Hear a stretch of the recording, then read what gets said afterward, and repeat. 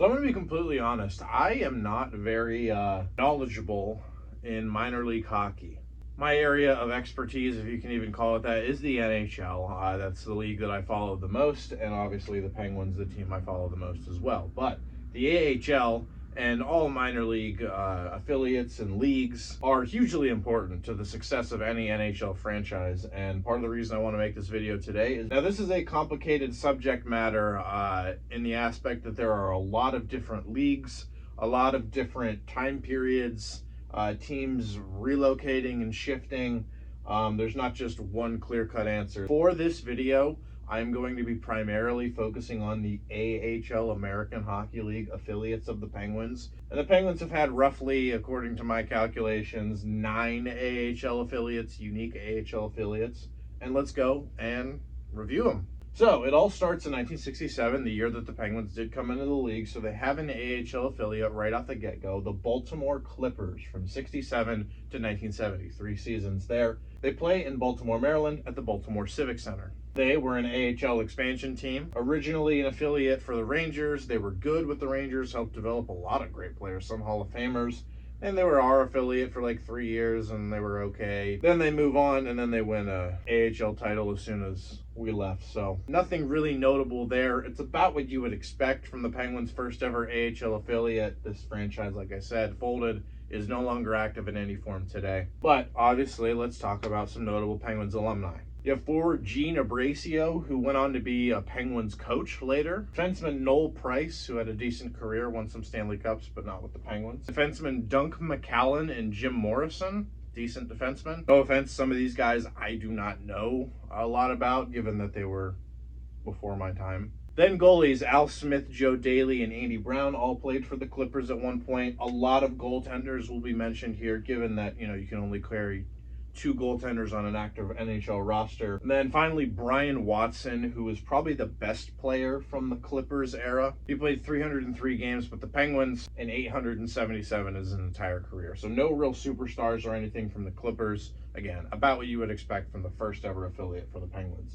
Then we move on to the Hershey Bears, a team name I'm sure many of you will at least recognize, the current AHL affiliate of the Washington Capitals and the host team to the legendary Teddy Bear Toss. Given that the Hershey Bears are the most historic AHL franchise in league history, and they are also located in Pennsylvania, it was only a matter of time before they crossed over with the Penguins. They were their affiliate from 1971 to 1977. They played at Hershey Park Arena in Hershey, Pennsylvania. Now the Bears have 13 Calder Cups, which is the Stanley Cup of the AHL. Only one came with the Penguins as their affiliate, and that was in 1974.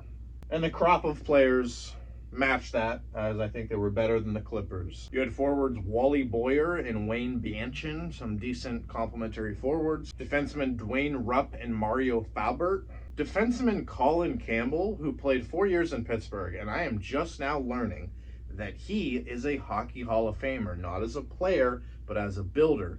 This is part of the reason I like to do these videos. I did not know that, technically speaking, the Penguins have another Hall of Famer in their history. Colin Campbell, after being a player, went on to be a coach and then worked for the NHL, which is basically why he's in the Hall of Fame. He has served as the director of hockey operations for the league, so that got him in the Hall of Fame, I suppose. Another Hall of Famer, though, I'm sure this one you're more familiar with, is Jim Rutherford, goaltender for the Penguins, but in the Hall of Fame as a builder. He played for the Hershey Bears along with goaltenders Gary Ennis, Michel Placé, and Dennis Herron, who may be the most notable player up until this point that we've talked about. Also, probably the most notable non-goalie player from the Hershey Bears was Russ Anderson, a longtime defenseman for the Penguins. He played around 350 games with the team, very serviceable in his 6 years with Pittsburgh. So, some decent players coming out of Hershey, but obviously, if you know your Penguins history, the team itself isn't fantastic or anything. They're mediocre, too bad.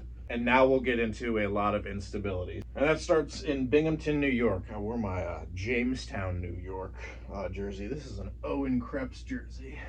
I don't know when else I was going to ever wear this jersey again, so might as well do it for a video. But in Binghamton, New York, at the Broome County Veterans Memorial Arena is where the Broome/Binghamton Dusters played as the AHL affiliate for the Penguins from 77 to 79. Only 2 seasons here, but that'll actually change because the Penguins will go back to Binghamton later. Not much to say about this team itself. This franchise, though, is the current version of the Hartford Wolfpack, the AHL affiliate of the New York Rangers. Notable Penguins players that came out of the Binghamton Dusters organization include Mario Faubert again, Lou Morrison, who played around 200 games for the Penguins, Bob Paradise, who played around 200 games for the Penguins as a defenseman, and Jim Hamilton, a longtime defenseman for the Penguins. He played 8 years with the team, but very inconsistent seasons. He bounced up and back and forth between the AHL, so he never played a season more than 25 games, but he played 8 seasons for the Penguins. Staying in New York, we go to Syracuse, New York for one season of the Syracuse Firebirds. I tried to find something interesting to say about this franchise in relation to the Penguins. 1 year, they were formerly the Philadelphia Firebirds. They have an awful logo. And they played at the Onondaga, I think I'm saying that right, Veterans Memorial Arena.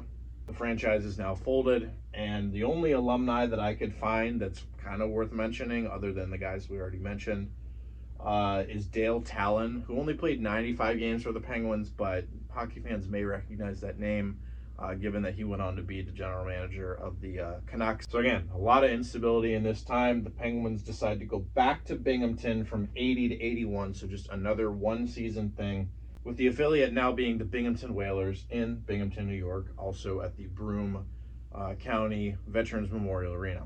Now, this is their logo. This is actually my logo that I drew for the Hartford Whalers, but literally this franchise's logo is just this. Because now it's a bee, and it's still a whale logo. And this is the same exact franchise as the Dusters, which we also mentioned is the current Hartford Wolfpack. Similar to the Firebirds, I didn't really find anyone super interesting that came out of this organization. Jim Hamilton, the guy that I mentioned, played multiple seasons with the Penguins, but nothing over 25 games. He's probably the most notable player there. Now things start to get a little bit interesting as the Penguins start to get good, and also they start to tank for Mario here. Which means they kept a lot of players in the minors, sort of to tank for him. So these next couple of teams that we're going to go over had some pretty decent players playing in the minors where they maybe probably shouldn't have been. And we go to my neck of the woods in Erie, Pennsylvania, with the Erie Blades from 81 to 82. I had to put my Otters logo up there, but no relation at all to the Otters. This franchise is actually currently the Springfield Thunderbirds, the current AHL affiliate for the St. Louis Blues. And they played at the Erie County Fieldhouse. So just one season here, but a lot of these players will carry over to the eventual Skipjacks, which we'll get to. And a lot of good players here. You had Dave Hannon, who spent 8 years with the Penguins, played 841 games in his career, and won cups with Edmonton and Colorado as the solid grit grinder player. You had a Rod Buskus, who played 8 years in Pittsburgh as well. Tough competitor. He was formerly the Penguins' all-time leader in penalty minutes, before Malkin took that over. You had Doug Shedden, who played 5 years in Pittsburgh, scored 50 or more points in 4 seasons, so good, solid, complementary scorer for the Penguins there. You had Rod Schutt, who played 6 years in Pittsburgh, including a 60-point season 1 year. And then you had Randy Hillier, 7 years in Pittsburgh. He went on to be their captain. Go look at my captain's video that I just did. And he is the first player, as far as I can tell, played for an AHL or minor league affiliate with the Penguins and then went on to win a Stanley Cup with the team. He did so in 91. An impressive roster for only 1 year, but a lot of these guys do carry over to the Skipjacks and then obviously come up and play significant careers in the NHL. And we move on to probably the second most notable AHL affiliate or minor league affiliate for the Penguins, the Baltimore Skipjacks from 82 to 87. Back at the Baltimore Civic Center, which the Penguins did have an affiliate play in with the Clippers, but that was 12 years ago. And there was some decent success from the Skipjacks themselves. They went to the AHL Calder Cup final in 85. They lost to the Sherbrooke Canadiens. But like I mentioned before, some of the Lemieux tank years were here, so those teams were a little bit maybe better than they should have been. Also, Gene Abracchio, who we mentioned earlier, who played for the Baltimore Clippers, is now the coach for the Baltimore Skipjacks. And easily this selection of players I'm about to list off is the most notable so far. You had Dave Schutt, Rod Buskus, and Rod Schutt, who I mentioned with the Blades. They carried over to the Skipjacks. You had Troy Loney, who spent 10 years in Pittsburgh. He's kind of like, I don't know if this is a good comparison or not because I never got to see him play, but he's kind of like the Pascal Dupuis of the era. Just a good solid forward where you can pretty much put anywhere in the lineup and he'll produce. Like I said, 10 years in Pittsburgh. He was on both 91 and 92 Cup teams. You had Peter Lee, another good complimentary forward who played 6 years with the Penguins. He's also from the UK. You also had Bob Airey, who's a very relevant player in Penguins history. 10 years with the organization as a player, eventually went on to do things in media with the team.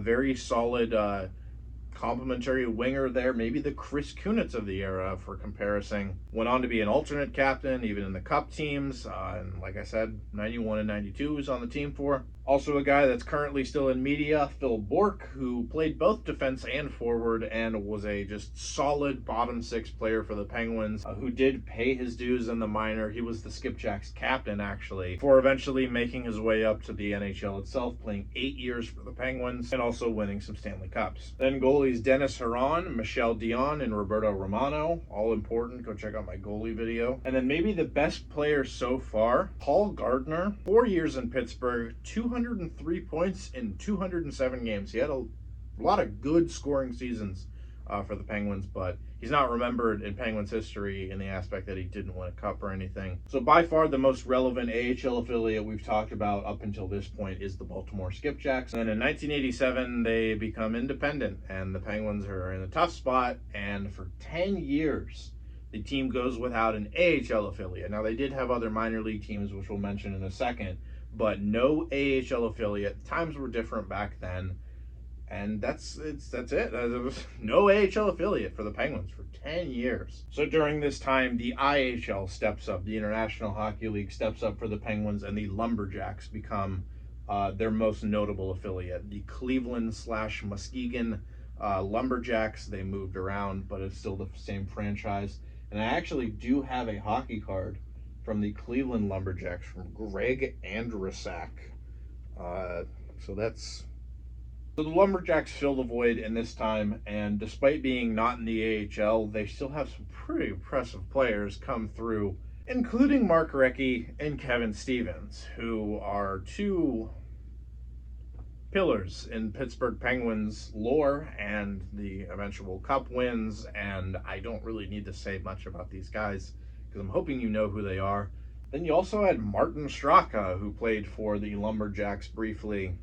One of the greatest Penguins of all time, in my opinion, just didn't win a cup or anything. And he was a first-round pick of the Penguins. Also a first-round pick of the Penguins was Marcus Naslund, who could have been one of the greatest Penguins of all time if we didn't trade him for Alex Stojanov. You also had Ian Moran, 8 years in Pittsburgh as a serviceable defenseman. Peter Taglianetti, who also won some cups, 5 years as a serviceable defenseman there. His son is currently an equipment manager for the Penguins. And then solid Barrasso-era goalies like Roberto Romano, Wendell Young, and Frank Pietrangelo. So while the Penguins don't have an affiliate in the AHL, they still have a lot of good players developing in the IHL, but the IHL eventually starts to change its ways, and the Penguins need to go back to the AHL, essentially. The IHL starts to become more of just another professional league, as opposed to a developmental league for the NHL. So the Penguins have to scramble to get back into the AHL to have their own affiliate. Now, in 1996, they purchase a then dormant franchise called the Cornwall Aces, and that will eventually become the Wilkes-Barre Scranton Penguins. So the ball is rolling for the Penguins to finally have their own AHL affiliate, but that takes time, most notably because an arena needed to be built. So for 2 years, the Penguins need a stopgap AHL affiliate. So they go back to Syracuse again, and they become affiliated with the Syracuse Crunch from 97 to 99. And they had to do so with the Vancouver Canucks. It's kind of a very sporadic event. But there are still some notable Penguins that did play for the Crunch briefly. Jan Hrdina, no not Yuri, played 5 years in Pittsburgh as a good point producer and kind of a forgotten time in team history. Jean-Sebastian Aubin, who's your obligatory goalie here. And then Michael Roosevelt, a longtime defenseman who came up and was drafted by the Penguins and started his career in Pittsburgh. And then finally, at the turn of the century, or near the turn of the century, the Pittsburgh Penguins finally have their own AHL affiliate, playing at what is now called the Mohegan Arena at Casey Plaza. in Wilkes-Barre, Pennsylvania, the Wilkes-Barre Scranton Penguins, who have 3 locations in their name. I've never liked that. Holy crap, this is so big for the Pittsburgh Penguins. I can't overstate this. People talk about, Mario taking over the team and saving the franchise, and even Consol Energy Center being built, and obviously Crosby coming in. But having the Wilkes-Barre Scranton Penguins does numbers to the organization in terms of stability. I don't even care. This is before them developing players or anything. Having an organization that you can essentially control, you own. You're not scrambling around with other teams, going into relationships in other leagues. This is huge for the Penguins, and part of the reason I wanted to make this video. But the Penguins from 99 onwards have had the Wilkes-Barre Scranton Penguins, and they will be there for the foreseeable future. Now, obviously, in the case of Wilkes-Barre, I'm going to go a little bit more in depth with them, given that they're not the Syracuse Firebirds or anything. The Wilkes-Barre Scranton Penguins have been around since 99, so 25-ish years. They have yet to win a Calder Cup, but they do have 2 regular season titles, 4 division titles, and they have been to the Calder Cup, so they've won a conference title 3 times. That was in 2001, 2004, and 2008. I also wanted to mention they've been in 2 outdoor games, both losing in overtime, in 2013 and in 2023. Also, real quick thing, the thumbnail of this video has Crosby and Lemieux playing for Wilkes-Barre. They never officially played a AHL game for them, but in the case of Lemieux, it was an AHL scrimmage, kind of when he was coming back from retirement, that time period. And for Crosby and Malkin, it was an inter-squad game between just basically a bunch of Penguins organization guys. So on the other team they played against, Malkin was on that team. It was Crosby versus Malkin. Players that have played for the Wilkes-Barre Scranton Penguins. And again, this is at the end of the day what I care about the most. If Wilkes-Barre goes and wins a Calder Cup this year, great. I'm not going to celebrate like the Penguins won the Stanley Cup or anything, because at the end of the day I care about who they develop and put in the NHL for my team. And they've done a pretty good job so far. I'm about to list off a lot of names. Max Talbot, Tyler Kennedy, Teddy Bluger, Tyler Wright, Drew O'Connor, Connor Sherry, Dominic Simone, and Colby Armstrong, all as notable forwards. And Jake Gensel and Brian Rust. I don't know why I didn't mention them. Whoops. Chris Letang, Brooks Orpik, Brian Dumoulin, Rob Scuderi, Chad Ruedel, Josef Melichar, Ryan Whitney, Derek Engeland, and Alex Goligoski as notable defensemen. And then in goal, Marc-Andre Fleury, Tristan Jarry, and Matt Murray, as well as Casey DeSmith, Sebastian Caron, and both Jarry and Alex Nedeljkovic have scored goalie goals for the AHL Wilkes-Barre Scranton. And then we're not done, because coaches Mike Sullivan, Dan Bilesma, and Michel Therrien all eventually went on to be Penguins coach, as well as John Hines, who is now the head coach in Minnesota, and Todd Richards, who is most notably the Blue Jackets coach. Oh, and also these players may be important in the future for Penguins history. I also wanted to throw out 3 names that are definitely worth mentioning. Tom Kostopoulos, who is the all-time leader in pretty much every category for the Wilkes-Barre Scranton Penguins by a long margin, and he still is involved with the organization and is basically the face of the franchise for Wilkes-Barre. He did play in the NHL as well for the Penguins. And then rest in peace to Jimmy Hayes and Adam Johnson, 2 players that both played for Wilkes-Barre and had their lives tragically cut short. Last season, Wilkes-Barre was out in the first round, and it's really hard to tell how good an AHL team is going to be because their rosters are constantly in flux. We just stole their best goalie, so it's hard to tell how good they'll be this year. Like I said before, if they do something in the playoffs, good for them. At the end of the day, though, can you develop Owen Pickering, Rucker McGroarty, Ville Koivunen, and Sergei Murashov for me? Those guys, that's what I'm here for. Now, a lot of names in purple here. I just spent a lot of time talking about the AHL affiliates of the Penguins. Let me know if you guys want a video covering these guys, but I am not going to be going in depth with these guys. These are the other affiliates the Penguins have had in other leagues. I did mention the Lumberjacks, but in chronological order, the Penguins have also had the CHL's Amarillo Wranglers, the IHL's Fort Wayne Comets, the NAHL's Johnstown Jets, the IHL's Columbus/Dayton/Grand Rapids Owls, the IHL's Muskegon Mohawks, the IHL's Muskegon Lumberjacks, the ECHL's Knoxville Cherokees, the IHL's Cleveland Lumberjacks, the UHL's Muskegon Fury, the ECHL's Louisville IceHawks, Hampton Road Admirals, and Johnstown Chiefs, and most notably, currently to this day, the Wheeling Nailers in the ECHL have been the Penguins' secondary affiliate under Wilkes-Barre from '99 onwards. And real quick, players like Casey DeSmith, Tom Kuhnackel, Mark Letestu, and Carter Rowney have played for the Wheeling Nailers and worked their way up to play for the Penguins. But that'll do it for this video. So AHL affiliates and other affiliates, hugely important in hockey in the NHL. Let me know what other videos you guys may want. Thank you guys all for watching. Go Wilkes-Barre Scranton Penguins, Wheeling Nailers, and of course, Pittsburgh Penguins.